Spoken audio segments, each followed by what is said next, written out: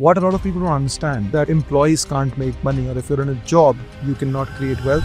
Absolutely. Of course you can. You know, being a team member or an employee in a promising startup is the biggest blessing one can have. Why? Aakash Anand is a serial entrepreneur and the powerhouse behind BellaVita Organic and Unicorn. Today he's here to reveal how you can make money by working in startups. You spend more time in office than you do at home. So you have to figure that the place you're working in, is that the place you really want to spend those 10-12 hours a day or not? Don't talk about the work-life balance. That's fine. It's fine. For me, work-life balance doesn't exist, guys. Sash, I've heard you say that there is a rule of number 2 when it comes to hiring. What exactly is that? Now, let's get technical. How does an employee make money while being a part of a startup? The answer to that is...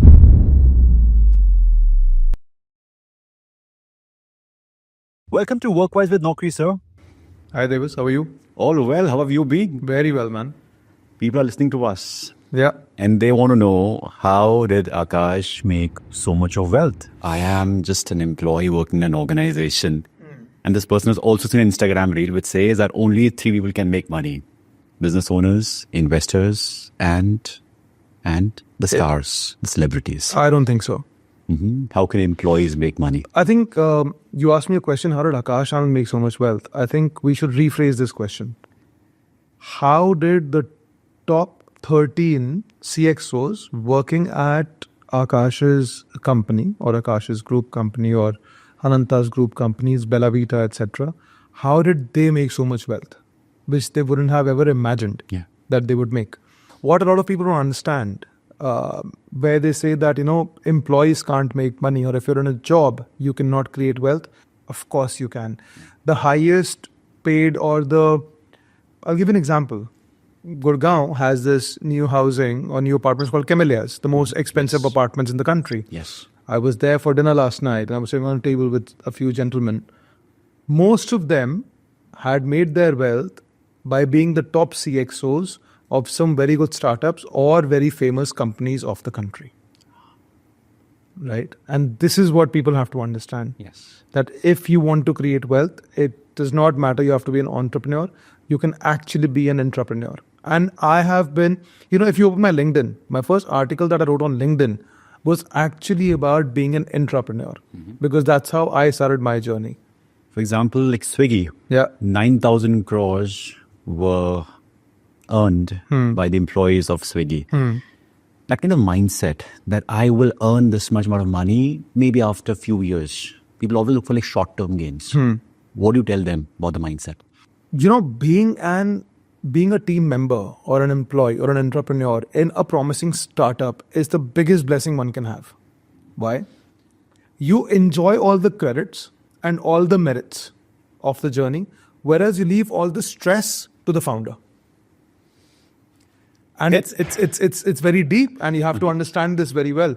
Anything goes wrong, the blame is on the founders, that they screwed up, they messed up. Whatever is right, the credit goes to the team.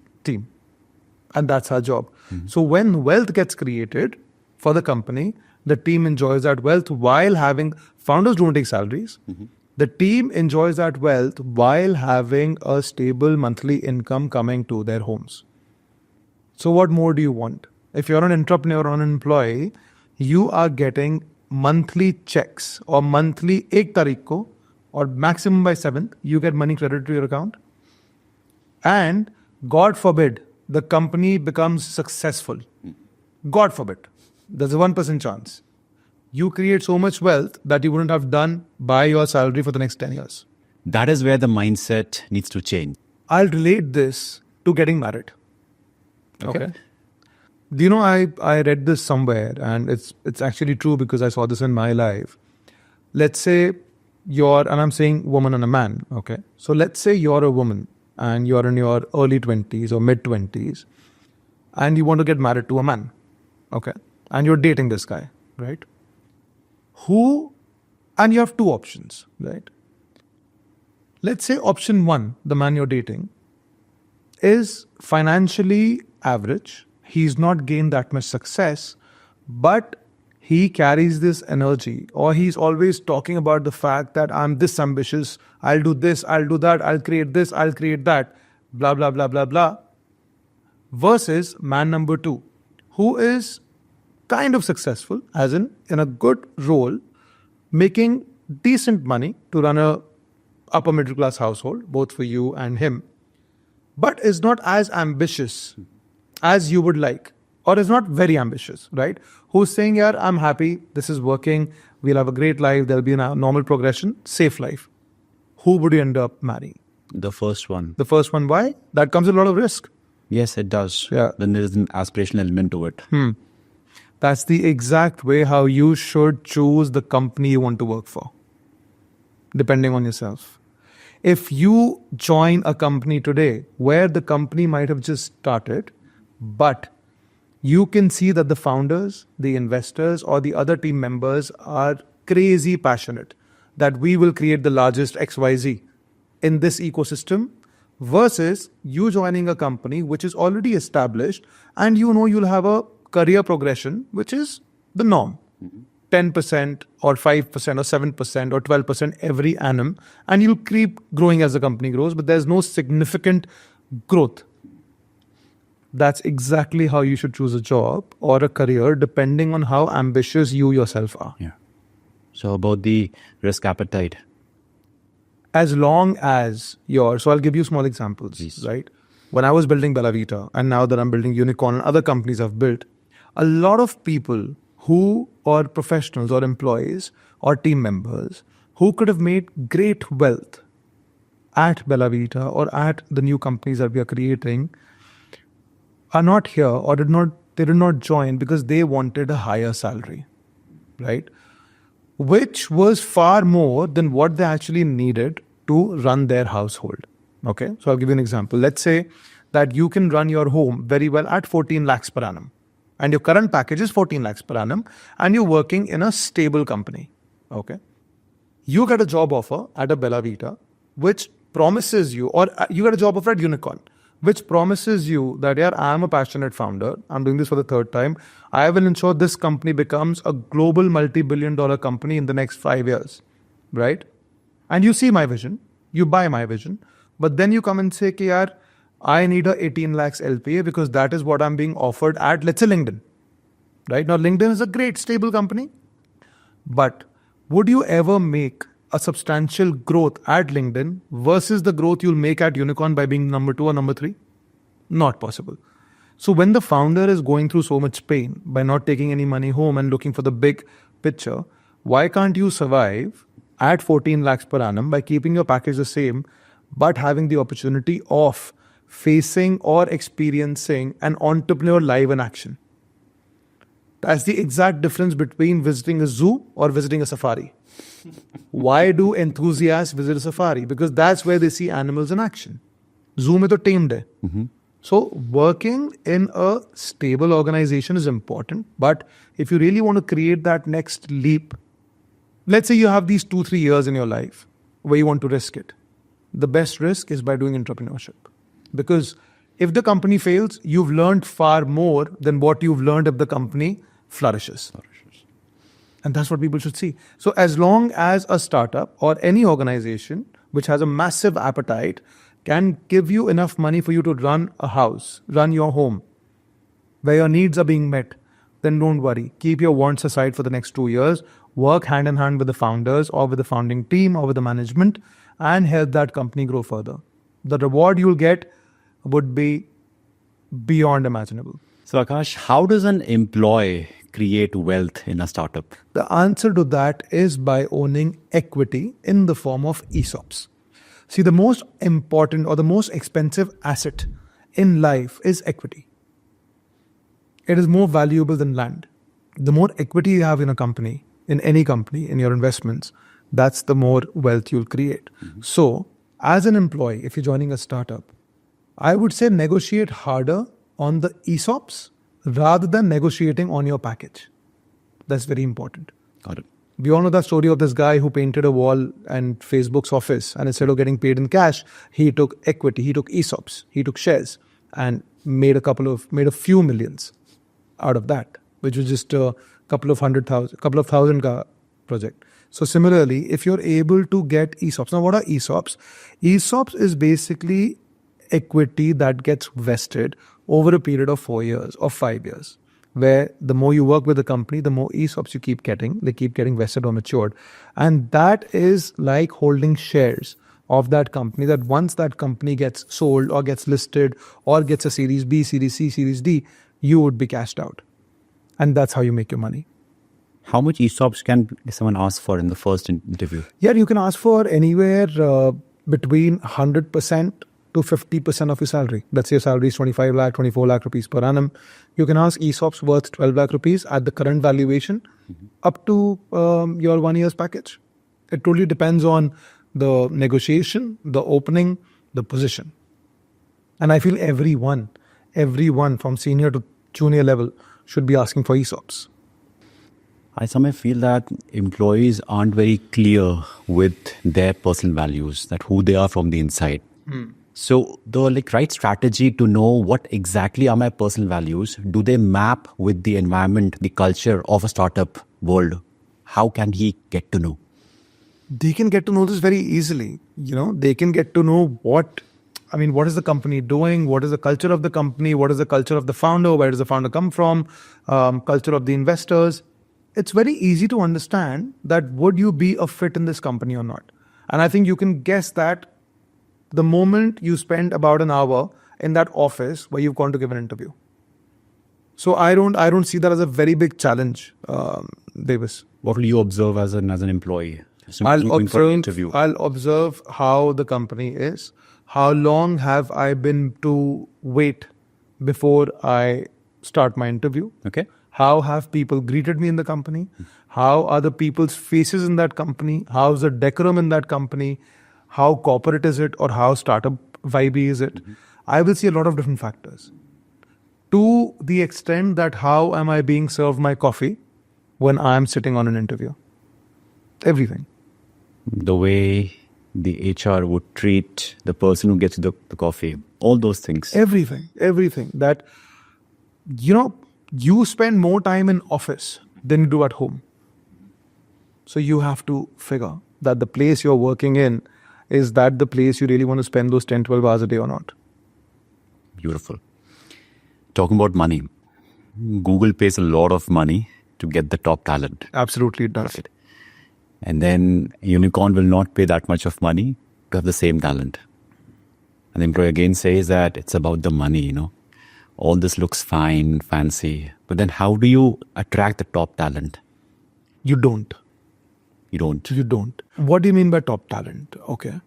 As I always say, hard work always beats talent. Yes. Okay. If there is a guy who's amazing at his job or her job, but they are happy getting paid a plush salary and a consistent salary and working in a top MNC, good for them. But if there's someone who is maybe 30% lesser in their capability or their talent, but would work those extra 2-3 hours a day and would be your biggest morale booster or a moral support to the founder and say, don't worry, we'll crack this. And yes, I'm getting paid well. I'm running my home. We will make money together when the company flourishes. That's the people we want. So my strategy in life, and in fact, a lot of founder strategies in life has always been कि जिसको नहीं आना, I don't want to convince them. I do not, because I've done sales for so long in my life, I would tell this to everyone. Don't waste time in convincing someone who doesn't want to come. Spend your time in growing someone or grooming someone who's desperately wanting to build this journey with you. Mm-hmm. It's as simple as that. Because even when that person joins, you would still be spending your time convincing them or annoying them, on a weekly basis that, hey, we'll get there. Whereas what you actually need is a team of people who are standing next to you and saying, don't worry, dude, we'll get there. Because the amount of nirasha or disappointments a founder faces on a daily basis is crazy. Yeah. And that's when you need the right teams, the right people to be with you and say, we'll make this work. Don't worry. People at the top level, they'll be hesitant that Aakash makes sense and I should apply to a startup. But then what I get over here, I would not get over there. Again, back to the same point from different lens altogether. So you want to get a top guy, but then he's not willing to like trade off what he's getting. How do you convince him? We don't. That's what I'm saying. You don't want to, because the top But he's guy. a good guy, he knows how to get things done. And having him on the team would be a great asset for you. No, you'll show him the picture, or you show her the picture. You'll show them the picture. But then if they really want to create that wealth by sacrificing maybe that 20, 30, 40 lakh per annum, which doesn't affect them at all. And this is the irony, that top guy, if takes a salary cut or comes at the same package while taking ESOPs or equity in this new startup, his or her lifestyle would not get affected. It's just a number in the bank. Someone who's already making, let's say, 5 lakh rupees a month, you start paying them 7 lakhs, those 2 lakhs would not affect them. Or if someone downgrades from a 7 lakh a month to 5 lakh rupees with the hope that, okay, I'm going to give this startup 2 years, I'm going to give this founder 2 years.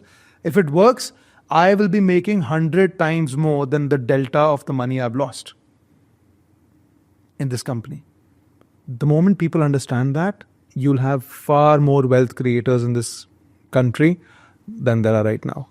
We'll have some people saying that, Aakash, all this sounds very good, but how about the hustle? How about the toxic work culture? Startups are known for that you have to slog day in, day out to get things to that goal. Yeah, of course. How do you think companies get built?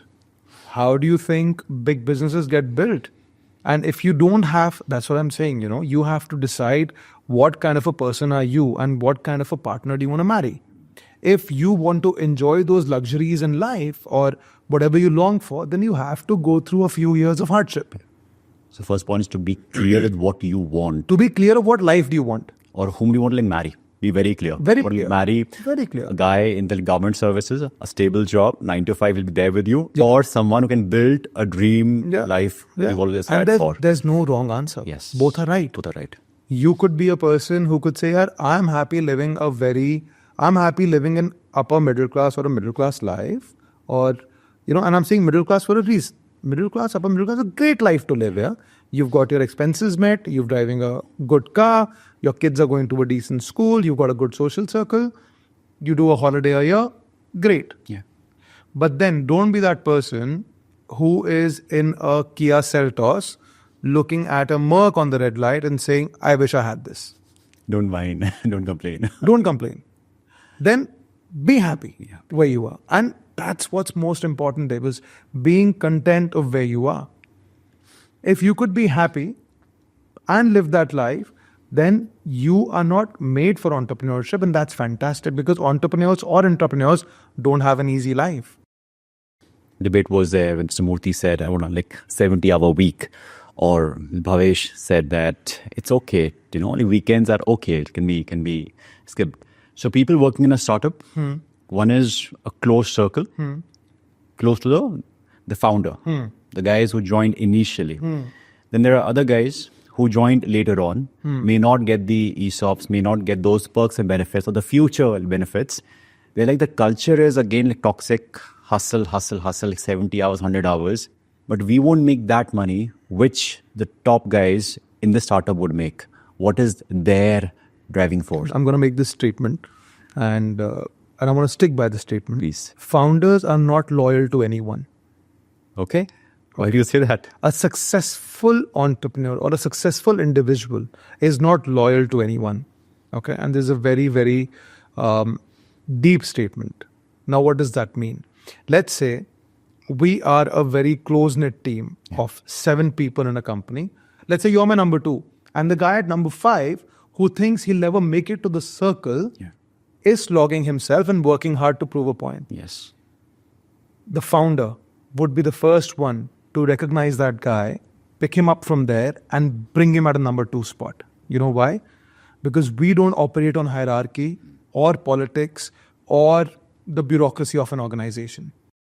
So let me tell you, people who are saying that, we are working 70 hours a week in a startup, but we're not getting the benefits, they're lying. Yeah. The people who are working 70 hours a week in a startup are the ones who are holding ESOPs, are the ones who are taking trips with the founder, are the ones who are in the founder's cabin, shadowing their meetings, are the ones who are meeting investors, are the ones being exposed to opportunities. The man the individual who's working 70 hours a week gets the reward.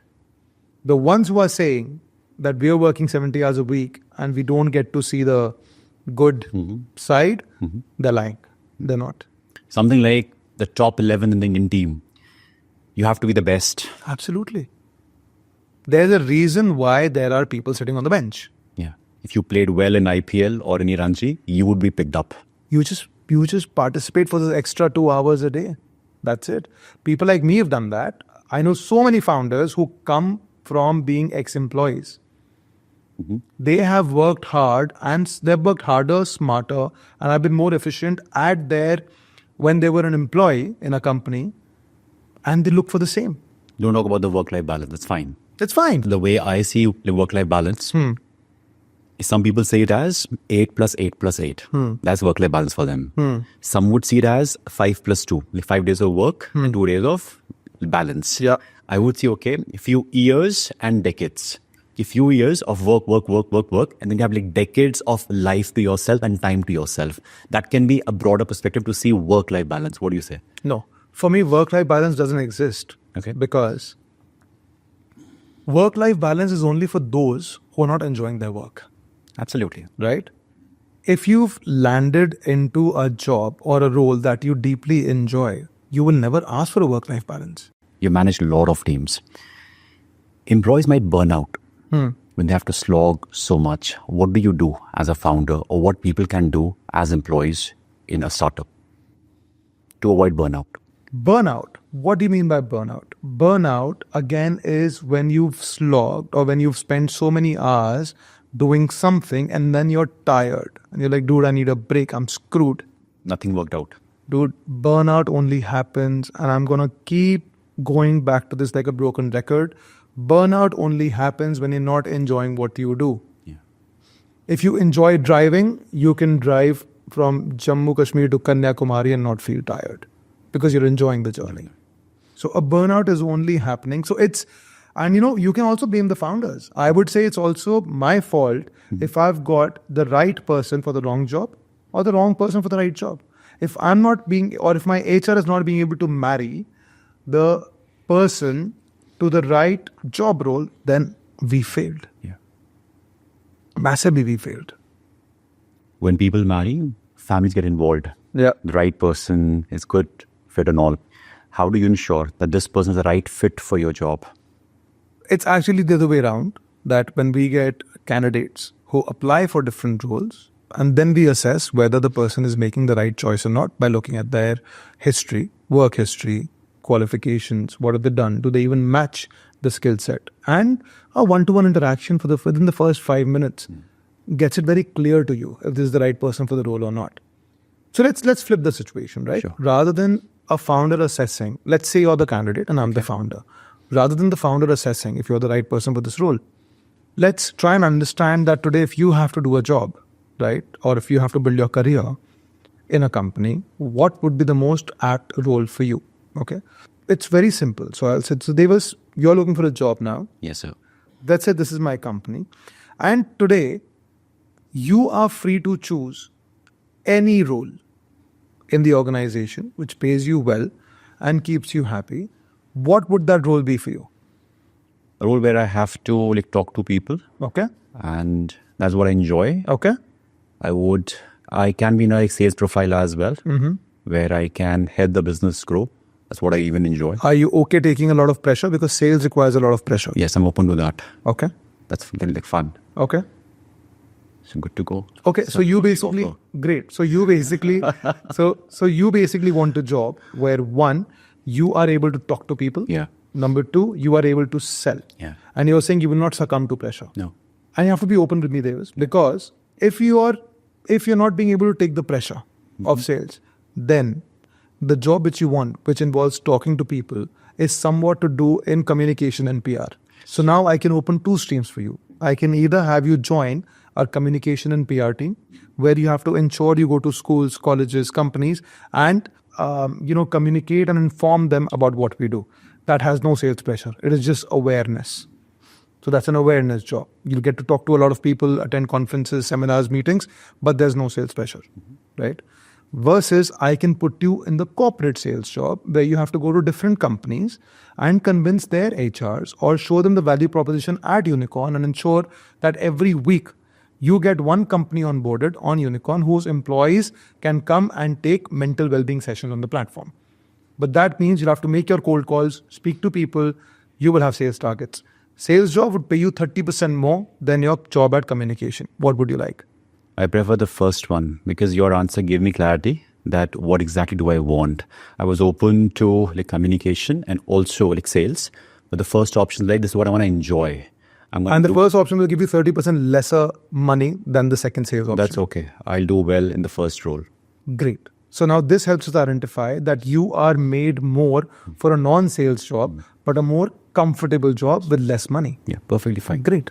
Fantastic. Welcome to the team. Thank you so much. So offer letter. So now do you understand this, Davis? Yes. You've grown many companies. You realize that networking played any role in that? Absolutely. The reason why I ventured into coffee as a category, I ventured into perfumes as a category, and we still keep venturing into different categories is only through networking. Unicorn was again a baby of networking, right? How? Before Unicorn, BellaVita. Yeah. How did I land up in creating perfumes from skincare? I was at an Amazon office speaking to their teams and as a founder taking their advice that here I need to create more product lines. Can you please help me understand what is growing? What trends do you see? They said perfumes. They said we see a great trend in perfumes. During scaling Bevzilla Coffee, we were at the Flipkart office asking them that, at your data in the beverage category, what is now booming? They said we are seeing people moving to smaller packs of coffee. We said, great, we launched sachets. We recently launched a jewelry company. We were sitting with the Blinkit and the Zepto teams, and we asked them, tell us, in this category, what is it that quick commerce wants? They gave us a few ideas. We're working on them. They'll be a hit. What is this? This is all networking. The more open you are to asking people for advice, for guidance, for feedback, and if you can get that instantly, great. Networking helps. Yeah. Do you also feel that building a relationship is the first thing? People often what do I get from you? Than giving something to the person. I think we live in a world which is very fast for us to spend time on building relationships. Okay. If we have something very short term to achieve from each other, right? Understood. No one has a time, right? And I am a big believer that if there is something which you want, which is a win-win for both me and the person I want advice from or I want to network with, then just come straight to the point. Hide the small talk. And people appreciate that. I appreciate that.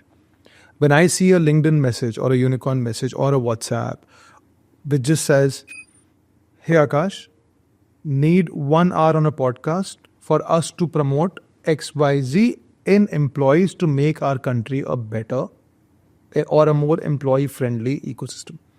Bang on, I'm great. Versus me getting a message saying, hey Aakash, would love to speak to you over a cup of coffee and discuss some podcast ideas. Let me know when is a great time to connect. I would not even revert.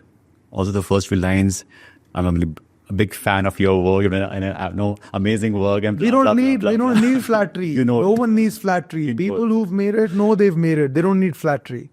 Just come straight to the point. You have to grab my attention. Just come straight to the point and say, dude, this is what I need. Can you help me? Yes, no. And that's why Unicorn was made. I think everyone should be on the platform. It is a platform from India for the world where everyone can be on the platform, set up their own prices, their own rates. Let people connect with one another by the virtue of money. Unicorn has actually been made as a platform which is for the masses. That means if you are a junior manager, you don't need to connect with the founder. You should connect with the senior manager. You should only be speaking to people 2 steps ahead of you or 2 steps below you, because that's when the energy and the experience is the freshest. It's relevant as well. It's relevant. I don't remember what I did 7 years back in my performance marketing campaigns. But my marketing manager today, my performance marketing head today would know exactly what's happening. And he'll be cheaper as well. to speak to. Yeah. Interesting. A lot of times people have this thought in their head that how can I approach a senior guy like Aakash or like a VP and all? How will I connect with him? So what can that person do? If you are just at a distance of 2 positions or 1 position from anyone, it's automatically approachable. You know, when people say that, oh, I want to approach this guy, I can't, because you're aiming too high, dude. You need to aim right. And then there's this rule of 4, that it only takes 4 connections to reach to the right person. So you go the hierarchical. If you want to reach out to Aakash Anand, for example, to me, you first reach out to my senior manager in my company. Through him, you reach out to my VP marketing. Through them, you reach out to my founder's office, and then you come to me. Because the right word of mouth has been put there. So Aakash, I've heard you say that there is a rule of number 2 when it comes to hiring. What exactly is that? Yeah, that's what I follow. That's what I follow very, very rigorously and religiously in building all my organizations, and that's what I've done from the beginning. Right? It's very interesting. Please share. I've seen a lot of companies or founders or enterprises, when they want to hire someone for a new role or in a new department, they would say that, why don't we pick up the head of this department in a competing company and get them on board? Whereas I do it completely different. And it's always worked for me, touch wood. I hope it keeps working for me and everyone else now. It's revealing a big secret here. Rather, let's say again, digital marketing. Let's say I want to hire the performance marketing head for BellaVita today. Okay. Who will I go to? I would go to my competitors. I would first look at, I won't name the brands. I'll go to brand A, brand B, brand C. Okay. The guy who's heading the department would be at the highest of positions, would have the highest persona, highest ego about himself or herself, would always expect a raise, right? A great raise. And they become lazy also because they've reached the top. But who is the next best thing that I should actually be hiring? Why don't you answer that for me? I got the answer. The number 2. Number 2 guy. I would always approach the number 2 and I would tell him, Dekh bhai, in this organization, you would never be able to be number 1 because this guy wouldn't let you pass. Do you want to be the number 1 at my organization? If the answer is yes, come meet me tomorrow. And trust me, there was that person, that individual, that professional works harder, works smarter, has more hunger because now he's being driven by ambition. He wants to prove himself or they want to prove themselves and they would do anything to join you in your mission of becoming number 1. So you've discussed the kind of people who should join a startup. How about those people who should not join a startup? Yeah, Davis, startup is not a monster, right? That we're being so scared. So, but yes, there are certain characteristics that a startup has, which everyone should know and be well aware, right? One, every startup is very, very high on energy and emotions. Yes. You'll have roller coaster days. You'll have a morning when you'll be amazing energy in the office, whereas by the evening, if something goes wrong, everyone's dull, including the founder, right? Yeah. So people who can bear intense pressures or people who can't bear intense pressures should not be looking at joining a startup. Number 1. Number 2, you have to be open to being unorganized. So, I would not comment for all startups, but majority of startups work in something that we call organized chaos, where from the outside of it, it looks very chaotic, but the founder or the founding team or the management team knows that there is a certain organization or logic or science to all this chaos that is happening. It all comes through together. So people who feel, I need structure, I need to be told my next 1 week plan, my next 2 week plan, my next 3 months plan, only then I can perform. Startup's not for you because you might be doing something today and tomorrow morning you might be told, कि ये जो किया सब खराब हो गया, yeah, this is not the strategy anymore. Today we pivot and we start doing this. So if you're looking for a very structured ecosystem, a startup is not for you. If you're looking for a very easy, quiet environment, a startup is not for you. We are very, very high on emotions and energy. I think that's it. These 2 things. You should be open to facing radical or facing different energy vibes on different days or maybe on the same day, and working in an organized chaos. If you're okay with that, you should join a startup. Otherwise, no, you should be in a more easy, peaceful company who will give you a career progression as per the normal charts. So Aakash, what tips do you have for people who have worked for 2 or 3 years and now they want to work and grow quickly in their organization? Great question, Davis. And there are a few factors that, if you work for 2-3 years and now you want to progress and you want to get to a senior manager level or a core level or a founding team level, what is that you need to do? So first, you need to network with the right people. That's why I built a platform like Unicorn, right? Where you can get people 2 or 3 steps ahead of you, connect with them, ask them, get guidance and get moving, right? Very important to network. Second, upskill. If you know X today, right, how can you complement your knowledge by adding another Y to it, which is just a little bit extra? That takes you really far, right? How can you be an expert at your domain while also knowing a bit about the domain most relevant to you? I'll give an example. Let's say you are a brand manager, okay, at a company or at a brand. So you know everything about branding and content creation, etc. But if you're able to learn a bit more about performance marketing, then you can create better brand content, which can also be suitable for performance marketing. True. Now just that small knowledge itself opens the doors for you to end up becoming the CMO of that company, because now you understand brand and you understand performance as well. True. And that's a mistake a lot of people make. They don't add on more knowledge, which is complementing their domain. So that's another way for a very quick progression. Third, the easiest way for the quickest progression is if you are at an X position in a big company, you can actually join a smaller company or a startup or a more emerging company and be at an X+2 position there while you bring the experience of a bigger company to the smaller company, where you're more respected and you're more valued and you're adding more to the organization. That's a wrap, Aakash. Thank you so much for being on the show. It was lovely having you over here, sharing your wisdom and listening to you. Thank you so much. Thanks, Davis. And I just hope if people benefit from such content, there's nothing more that we want in life. For sure. Thank you. Thanks a lot, man. All the best. You too. Take care. Thank you for watching this episode of Workwise with Naukri. I hope you had great insights. I would love to know from you, would you prefer to join a startup? Let me know in the comment section and do subscribe to this channel. I would see you in the next episode.